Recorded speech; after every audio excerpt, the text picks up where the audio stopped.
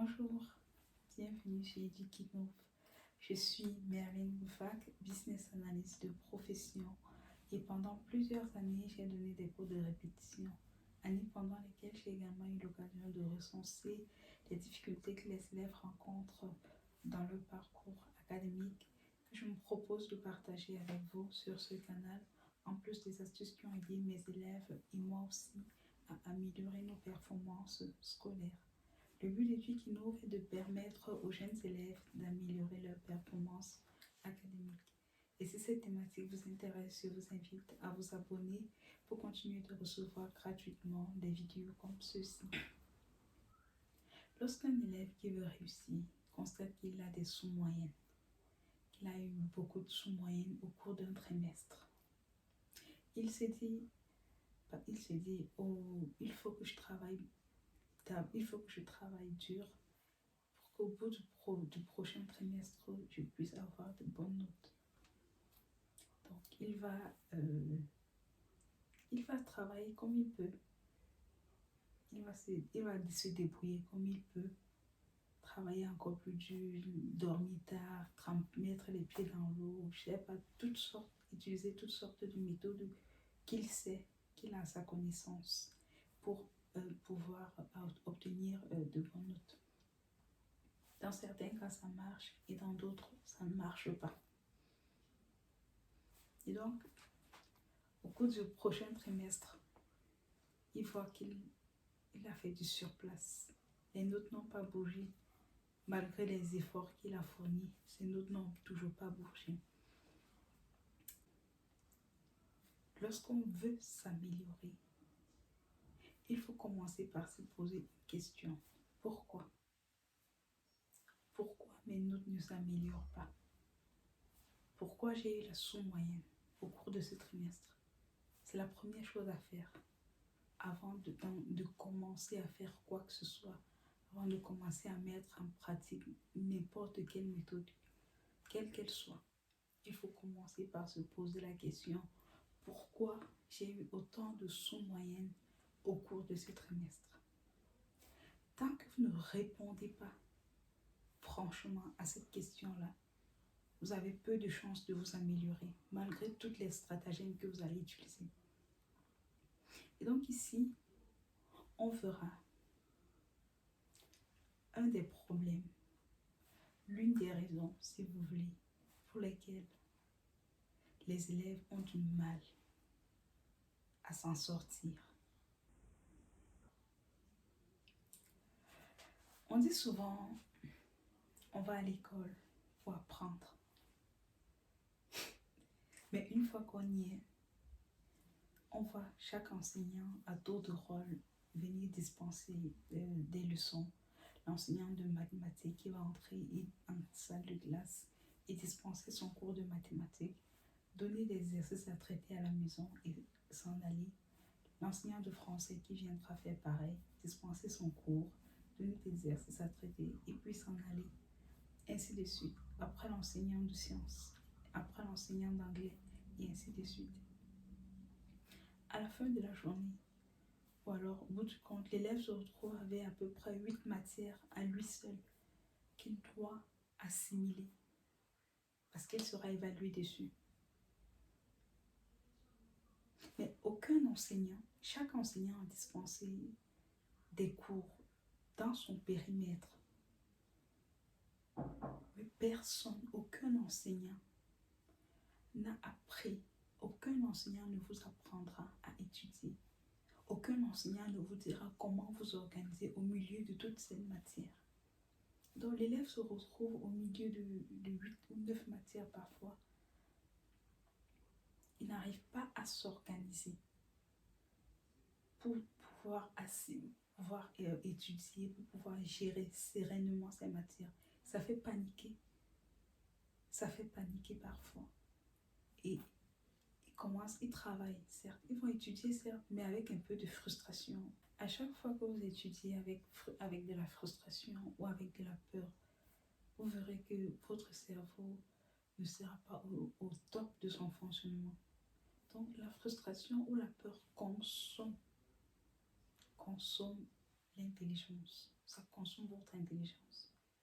Et le peu, et le peu qui reste, le peu d'intellect qu'il vous reste, c'est avec ça que vous allez pouvoir vous débrouiller dans toutes ces matières-là. Rien que toutes ces matières, pour beaucoup de personnes, pour certains élèves, ça crée de la frustration. Mais ce sont des choses que parfois même les élèves ne remarquent pas. Parfois, certes, les élèves ne remarquent pas. Ils essaient seulement de s'en sortir. Ils sautent sur les matières, ils étudient comme ils peuvent, mais ils ne remarquent pas. Et donc, l'un des problèmes majeurs que les élèves rencontrent dans leur parcours scolaire, c'est l'organisation. C'est l'organisation au milieu de toutes ces disciplines qui leur sont dispensées. La charge mentale qu'elles demandent, le temps que cela demande. C'est important d'être conscient déjà de cela avant de vous engager dans quelques méthodes, dans des méthodes quelles qu'elles soient pour vous améliorer. Parfois vous rentrez des classes, vous êtes frustré, vous ne savez pas pourquoi.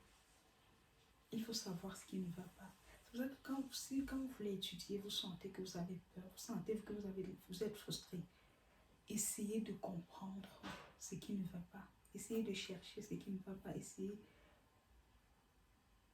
de résoudre, de traiter cette peur-là, de résoudre cette frustration-là, parce que quand vous étudiez dans cet état, vous n'avez pas toutes vos capacités. Vous n'avez pas toutes vos capacités de réflexion. Quand vous êtes, regardez, quand vous êtes souvent détendu, quand vous êtes confiant, vous êtes sûr de vous. Quand vous apprenez, ça passe très vite. En revanche, quand vous êtes frustré, quand vous avez peur, ou quand vous n'aimez pas une matière, vous pouvez passer des heures et des heures et des heures pour comprendre juste une petite notion. Ça bloque votre processus de réflexion. Et à partir du moment où vous êtes conscient de ce qui vous chagrine, de ce qui vous perturbe, quand vous êtes conscient de cela, la solution vient aisément. La solution à votre problème vient aisément.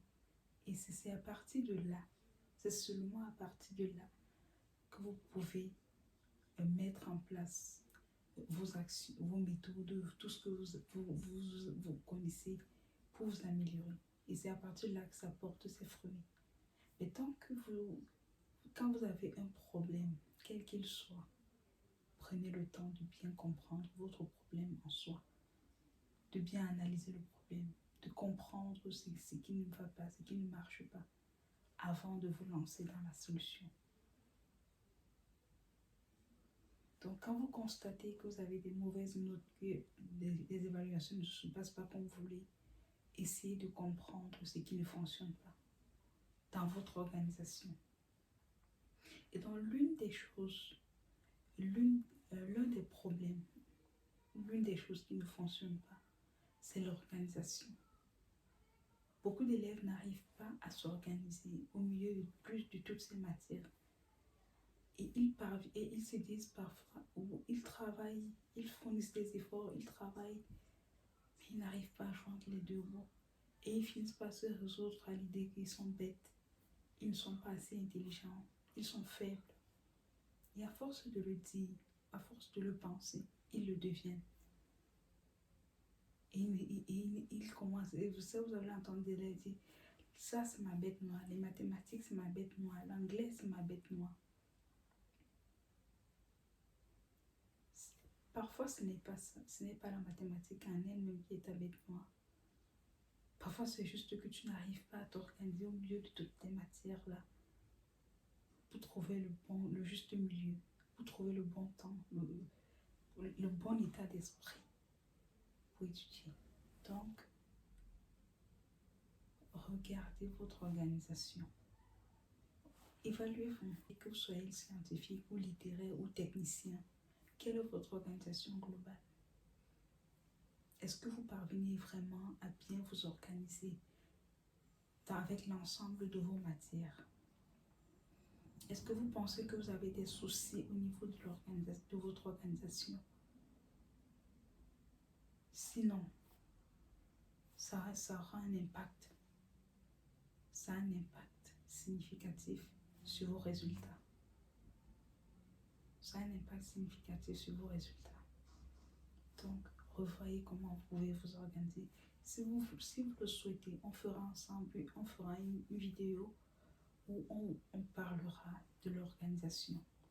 Comment s'organiser, comment répartir les charges mentales et même son temps entre les différentes matières que l'on a à étudier.